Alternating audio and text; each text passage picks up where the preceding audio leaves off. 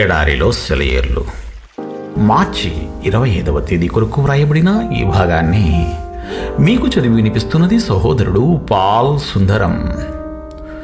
విశ్వాసము లేకుండా దేవునికి ఇష్టుడయ్యుండుట అసాధ్యము. దేవుని యొద్దకు వచ్చువాడు ఆయన యున్నాడనియు తన్ను వెదుకు వారికి ఫలము దయచేయువాడనియు నమ్మవలెను గదా. హెబ్రీలకు వ్రాసిన లేఖ 11వ అధ్యాయము 6వ వచనము. ఆశలు అడుగంటిన సమయాల్లో విశ్వాసం, నిస్పృహ ఆవరించిన రోజులు ఎన్నో బైబిల్లో ఉదాహరింపబడినాయి. చాలా మటుకు బైబిల్లోని వర్ణనలు ఇవే, దానిలోని కీర్తనలలో భావం ఇదే. ప్రమాదాలు ఇలాంటి రోజుల గురించే. ఎన్నో సత్యాలు వెలికి రావడానికి కారణాలు ఇలాంటి సమయాలే. ఇరుకుల్లోనే వెలుగు నిండిన విశాలత వెలిసింది. మనిషికి జ్ఞానబోధ చేయడానికి ఇవి దేవుడు కల్పించుకున్న అవకాశాలేమో అనిపిస్తుంది. 107వ కీర్తనలో పాత నిబంధన కాలంలో ఒకసారి ఇశ్రాయేలీయులు చేసిన ఉత్సాహగానం రాయబడింది.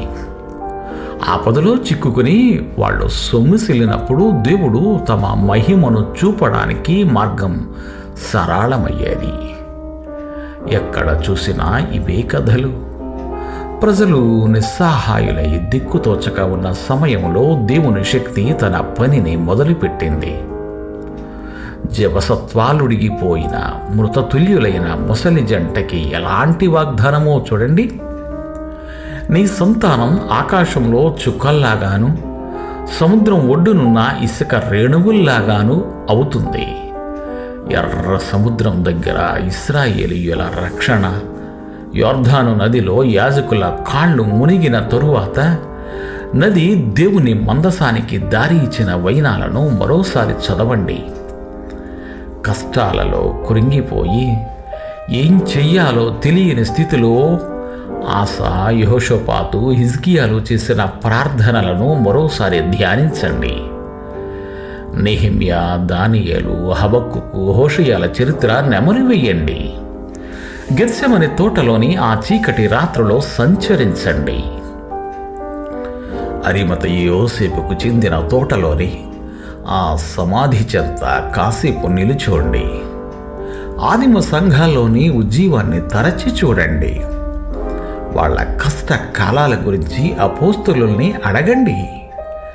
నిరాశతో చతికిలబడడం కంటే తెగింపు, గుండె నిబ్బరం ఉత్తమం.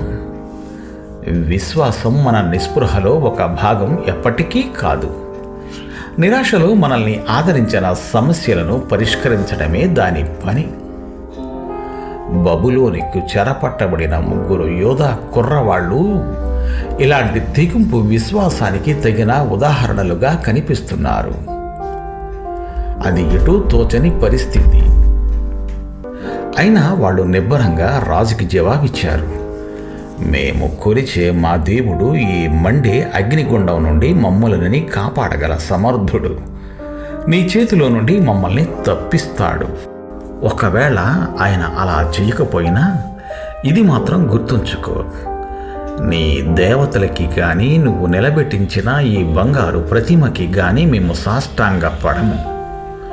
ఒకవేళ ఆయన అలా చెయ్యకపోయినా అనడం ఎంత బాగుంది. ఈ భాగం నాకు ఎంతో నచ్చింది. గెత్సెమని గురించి కాస్త ధ్యానిద్దాము.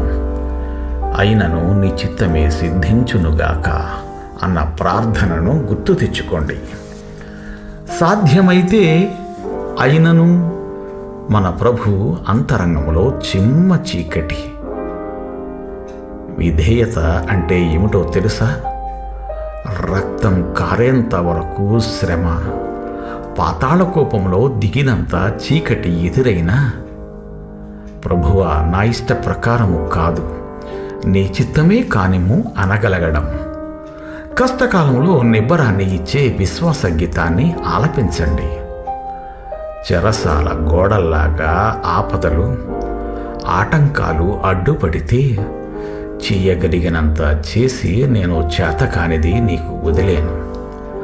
అవరోధం పెరిగి అవకాశం తరిగి ఆవేదన వలలో నేనల్లాడుతుంటే అసహాయతతో ఓ చిన్ని ఆశాదీపం అనుగ్రహింప వస్తావని చూస్తోంది నీ కోసం. దేవుడు మిమ్ము దీవించుగాక. ఆమెన్. ఆమెన్.